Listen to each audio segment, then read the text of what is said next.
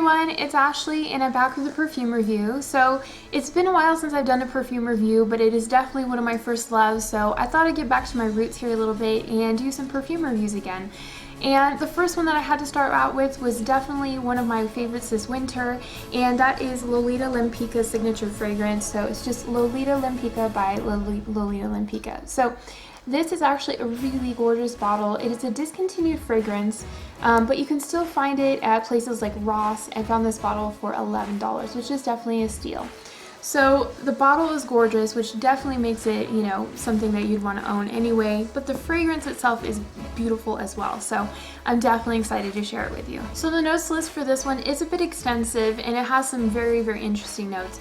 It's anise, licorice, violet, ivy, iris, vanilla, heliotrope, tonka bean, praline, cherry, musk, vetiver, orris root, and amaryllis. So when you hear that, there's definitely some notes that stand out, and you can definitely smell them in the beginning as well.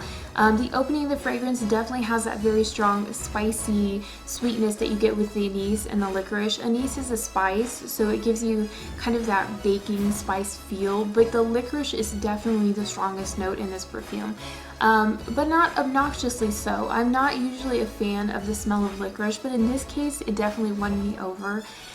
They are definitely grounded with some of the woodier notes, the vetiver, the ivy, and also the iris as well. Gives it that kind of earthy feeling, so it's not an overpowering or unrealistic type of scent.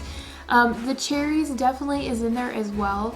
To me, it has kind of like a slight feeling of Guerlain's La Petite Robe Noir.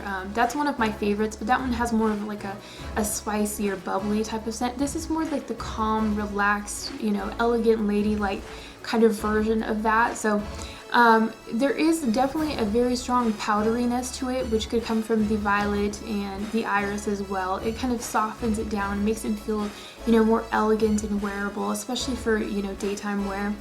And there's definitely the sweetness. As the perfume wears down, it gets kind of this, you know, meld of, you know, woody, spicy, but definitely very sweet and cozy type of scent. This is what makes it such a great, you know, cold weather type of fragrance. So the tonka bean and the vanilla definitely anchor it and give it kind of that really elegant, comfortable, wearable type of scent. So the longevity of this fragrance is actually quite impressive. I usually get about 6 to 8 hours wear out of it, which is unusual for me because I know a lot of times with fragrances I feel like I only get 3 or 4 hours, but this one has a very subtle lasting power, and I feel like it's definitely worth the money. As far as the strength and the sillage of it, this is more of a moderate version. When you first spray it on, it's definitely going to be heavier, but as the day wears on, it's just kind of a subtle perfume, and it's not something that's going to be overpowering. This is something that's definitely what I consider a crowd-pleasing kind of fragrance.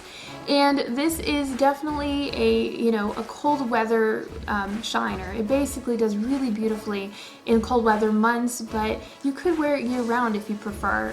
Summer might be a little iffy.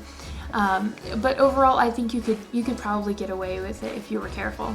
Because this fragrance has such a chic, you know, classic type of feel, I feel like this is definitely a daytime only type of fragrance. But ultimately, I think it's so beautiful that you could get away with wearing it at night if you really felt like it. If you like the types of scents that have kind of that almost food-like appeal, this would definitely be one that I would recommend to you, especially if you like sweet perfumes as well.